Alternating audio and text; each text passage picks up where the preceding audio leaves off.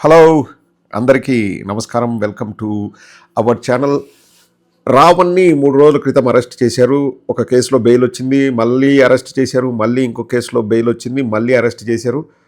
మళ్ళీ ఆ కేసులో కూడా బెయిల్ వచ్చిందో లేదో నాకు తెలీదు. ఎందుకంటే ఈ వీడియో రిలీజ్ అయ్యే లోపల వచ్చినా ఆశ్చర్యపోవాల్సిన అవసరం లేదు. ఏదో 2025లో ఎక్కడో కేసు ఉంటే దానికోసం అరెస్ట్ చేశారు అని చెప్పేసి నేను విన్నాను.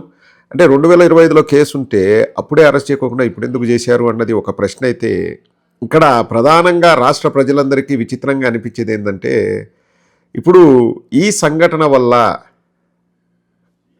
రావణ్ పెద్దవాడు అవుతున్నాడా లేకపోతే పవన్ కళ్యాణ్ చిన్నవాడు అవుతున్నాడా అన్నది ఒకసారి పవన్ కళ్యాణ్ అండ్ జన సైనికులు ఆలోచించుకోవాలి. నేను ఒక వీడియో చూశానండి. రావణ్ ఏదో పోలీస్ స్టేషన్లో ఉంటే జన సైనికులు పోలీస్ స్టేషన్ గోడలు దూకి అతన్ని కొట్టడానికి లేకపోతే అతన్ని ఏదైనా చేయడానికి వాళ్ళు వెళ్తున్నారు అన్న వీడియో ఒకటి చూశాను. ఇది చాలా దురదృష్టకరం అండి ప్రజాస్వామ్యంలో.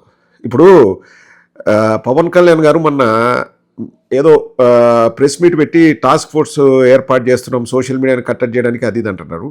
ఇప్పుడు ప్రజాస్వామ్యంలో ఇటువంటి పనులు కరెక్టా పవన్ కళ్యాణ్ గారు? ఎవరైతే గోడలు దూకుతున్నారో, ఎవరైతే రావణ్ని ఏదో భౌతికంగా ఏదైనా చేయాలనుకుంటున్నారో వాళ్ళని అరెస్ట్ చేస్తారా చేయరా? ఇది మంచి పద్ధతే.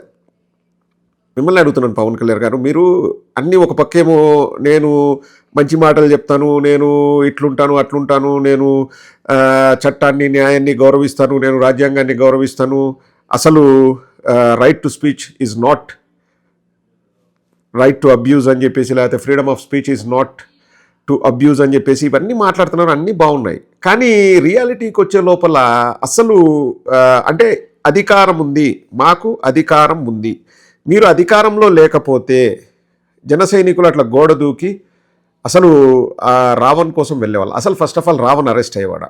కోర్టులు బెయిల్ ఇస్తున్నాయి, బెయిల్ ఇచ్చిన వెంటనే ఇంకొక కేసు మీద అరెస్టు, ఇంకొక బెయిల్ ఇచ్చిన వెంటనే ఇంకొక కేసు మీద అరెస్టు. ఇది ప్రతీకార చర్యలు, కక్ష సాధింపు చర్యలు, పగ కాకపోతే మరేంటి పవన్ కళ్యాణ్ గారు?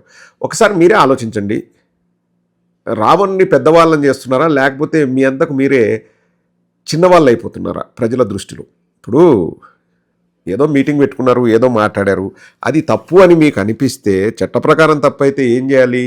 చట్ట ప్రకారం పోలీసులు అరెస్ట్ చేస్తారు, తర్వాత బెయిల్ వస్తుంది, తర్వాత వెళ్ళిపోతారు. కానీ ఈ సరళి 2-3 రోజుల నుంచి జరుగుతున్న సరళిని చూస్తుంటే ఇది రాజకీయంగానో లేకపోతే పోలీసుల్లో లేకపోతే న్యాయస్థానాల్లో మనము అనాల్సిన అవసరం లేదు. ఇది కేవలం పవన్ కళ్యాణ్ గారి మైండ్ సెట్. కక్ష సాధింపు చర్యలో భాగంగా నేను మాట్లాడతాను, గొంతు పిసుకుతాను అని నేను మాత్రమే అనాలి, పంచెలు ఊడిదీసి కొడతా అని నేను మాత్రమే అనాలి, చెప్పు చూపించేది నేను మాత్రమే చూపించాలి, రారా నా కొడకల్లారా, గూండాల్లారా, సన్నాసుల్లారా, వెదవల్లారా నేను మాత్రమే తిట్టాలి, ఇంకా ఎవ్వరూ తిట్టకూడదు. అండ్ అవతల వాళ్ళు ఏదైనా కానీ నన్ను ఫాలో అవుతూ నేను అన్న మాటల్ని వాళ్ళు రివర్స్లో అంటే అవి తప్పు మాటలు, చెడ్డ మాటలు, నేను వాళ్ళను అరెస్ట్ చేస్తాను, ఈ కేసు కాకపోతే ఇంకో కేసు, ఇంకో కేసు కాకపోతే ఇంకో కేసు అని అరెస్ట్ చేస్తానడం ఎంతవరకు సమంజసం పవన్ కళ్యాణ్ గారు?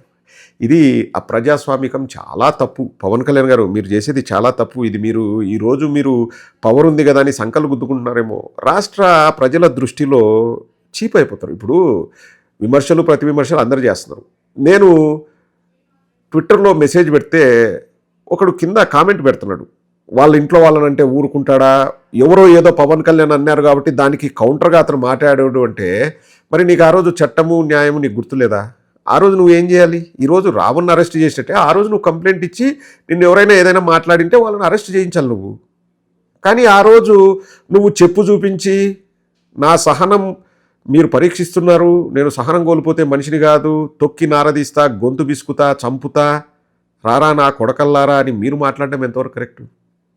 పవన్ కళ్యాణ్ గారు ఒకటైతే నేను కరాఖండిగా ఎంతో గర్వంగా కూడా నేను చెప్పగలనండి, 5-5.5 సంవత్సరాల నుంచి నేను సోషల్ మీడియాలో పోస్టులు పెడుతుంటే నన్ను ఇష్టారీతిన జనసైనికులే ఎంత తిట్టినా, ఎంత ఘోరంగా మాట్లాడినా నేను ఎప్పుడూ సహనం కోల్పోలేదు.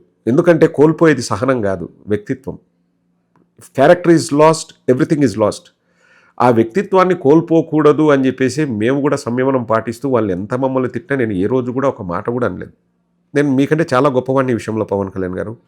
మీరు చెప్పు చూపించి రారా నా కొడకల్లారా గొంతు విసుకుతా తొక్కినార తీస్తా పంచలూడు తీసి కొడతా కిందేసి మిందేసి కొడతా మిందేసి కిందేసి కొడతా ఒంగోబెట్టి లేపి కొడతా లేపి ఒంగోబెట్టి కొడతా రోడ్డు మీద దొర్లించి కొడతా పొర్లు దండాలు పెట్టి కొడతా ఇవన్నీ మాట్లాడి రెచ్చగొట్టి హాకీ స్టిక్కులా క్రికెట్ బ్యాట్లా రాడ్లా రండిరా చూసుకుందాం ఇవన్నీ ఎన్టీవీ పవన్ కళ్యాణ్ గారు అసలు అవి రాజకీయ నాయకుడికి ఉండాల్సిన లక్షణాలు కానే కాదు.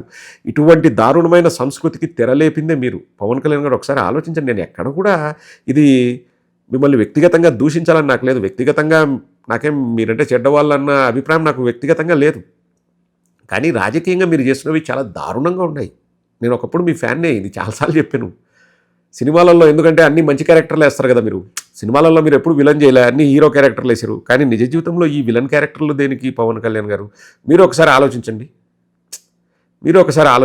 ఇవన్నీ కూడా సినిమాల్లో ఎవరు చేస్తాడు? విలన్ చేస్తూ ఉంటాడు.